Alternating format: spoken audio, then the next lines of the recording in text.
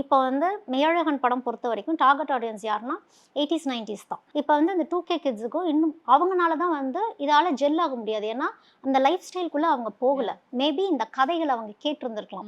எங்க அப்பா சொன்னாங்க, எங்க தாத்தா சொன்னாங்கன்னு ஒரு விஷயத்த அவங்க கேட்டுட்டு இருக்காங்கன்னா, சப்போஸ் அவங்க அதுதான் அந்த கதை கேட்கறது. இப்போ மெய்யழகன் படம் வந்து ஃபுல்லாவே என்ன அப்படின்னா, நாஸ்டால்ஜியா. அந்த நாஸ்டால்ஜியாக்குள்ள உங்கள போய் உட்கார வைக்கணும் அப்படின்னா, தியேட்டர்ல இப்போ போகக்கூடிய ஆடியன்ஸோடைய மைண்ட் செட் எப்படி இருக்குன்னா, நானே ஒரு டிப்ரஷன்ல தான் இருக்கேன். இப்போ நான் போறப்ப என்னால மெதுவா பேசுறது பார்த்தா எனக்கு தூக்கம் தான் வரும். ஏன்னா, அவங்க brain is not ready to listen அப்படிங்கிற மாரி ஆயிருச்சு. ஏன்னா, நம்ம ஷார்ட்ஸ் பார்க்க ஆரம்பிச்சுட்டோம்.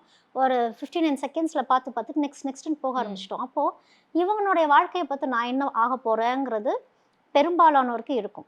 மேக்ஸிமம் எப்படி இருக்கும்னா, ஆமா. இப்படித்தான் ஒரு லைஃப் நாங்க வாழ்ந்தோம்.